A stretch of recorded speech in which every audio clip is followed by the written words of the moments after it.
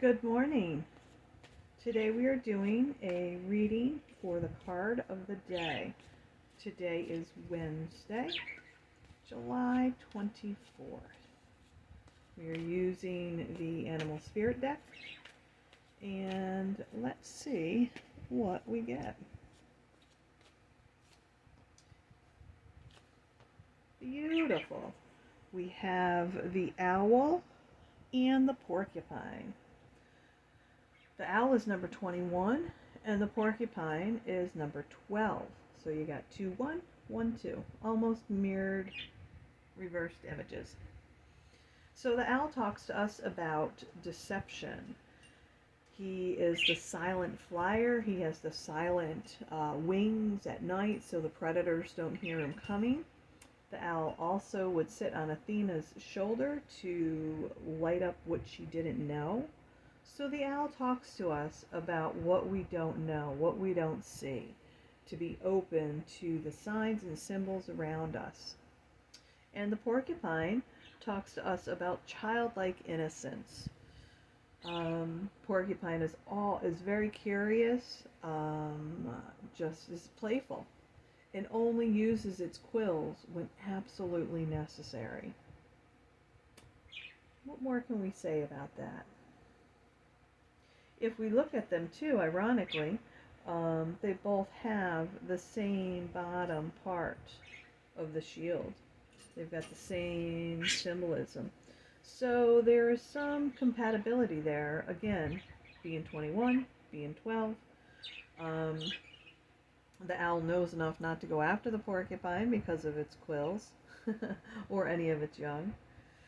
And yeah, I think that is about it. Oh, one thing I can tell you about the owl. I was recently in South Carolina, and there were 2 different types of owls there. And it wasn't until the last night that I was there, after 2 months, that I finally saw them and was able to take a picture of them. But I would hear them a lot. Like every night you would hear them. You'd hear them calling the whole hoo-hoo. But then they would do this like cackling almost, and they sounded like monkeys. It was pretty crazy. And I'm sure if the folks who owned the property didn't tell me about them sounding like monkeys, I would have thought they were monkeys in the trees. Oh, and a fun little story about the porcupine, too.